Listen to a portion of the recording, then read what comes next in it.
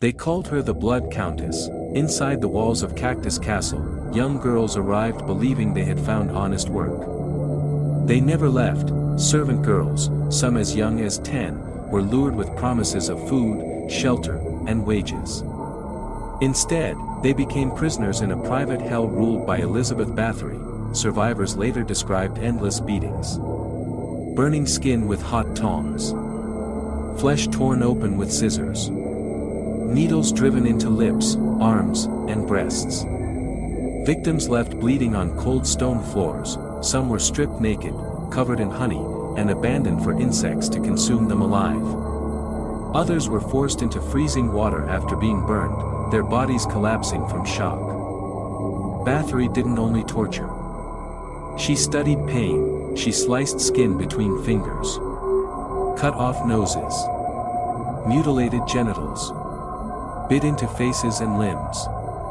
Her favorite tool, they said, was a simple pair of scissors, small, precise, and merciless. The castle servants whispered that screams echoed through the halls at night. That blood pooled beneath locked doors. That bodies were carried out in silence and buried in churchyards before dawn. Witnesses testified that dozens, then hundreds, of girls vanished. Some claimed she bathed in their blood, believing it would keep her young. Whether myth or truth, the legend fused her name forever with vampiric cruelty. When authorities finally entered her castle in 1609, they found dying girls, mutilated corpses, and survivors barely breathing. Her servants were executed. She was not too powerful to face public justice. Elizabeth Báthory was sealed inside her own castle, walled into a room where she would spend her final years alone with her memories.